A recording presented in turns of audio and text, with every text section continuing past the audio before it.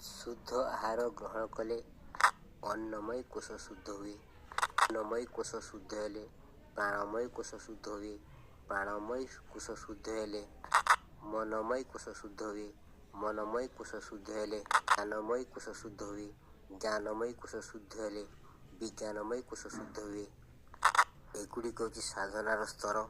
ଏହି ସ୍ତର ଗୁଡ଼ିକ ପାଇବାକୁ ହେଲେ ଲିଙ୍ଗ ପୁରାଣରେ ଲେଖା ଅଛି ଯମ ନିୟମ ଆସନ ପ୍ରାଣାୟାମ ପୁଣ ସାଧନ ଯେ ପ୍ରତ୍ୟାହାର ତଦନ୍ତର ଧ୍ୟାନ ସମାଧି ସହିତ ଏହି 8 ଗୋଟି ଅଙ୍ଗ ଏଭେବେ ବୋଲାଇଛି ଅଷ୍ଟାଙ୍ଗ ଯୋଗ। ଆହୁରି ଲେଖା ଅଛି ଏହାକୁ ନିର୍ବିକଳ୍ପ ସମାଧି ହିସାବରେ ଗ୍ରହଣ କରାଯାଇଛି। ଯାହା ରାମକୃଷ୍ଣ ସାଧନ କରିଥିଲେ ସେ ନିଜ ଶରୀରରୁ ନିଜ ଆତ୍ମାକୁ ବାହାର କରି ନେଇ ପାରିଥିଲେ ଏବଂ ଭିତରେ ପ୍ରବେଶ କରିବା ପଦ୍ଧତି ଜାଣିପାରିଥିଲେ। ଏହା ଜାଣିଲେ ମଣିଷ ଇଚ୍ଛାମୃତ୍ୟୁ ପ୍ରାପ୍ତ ହୋଇଥାଏ।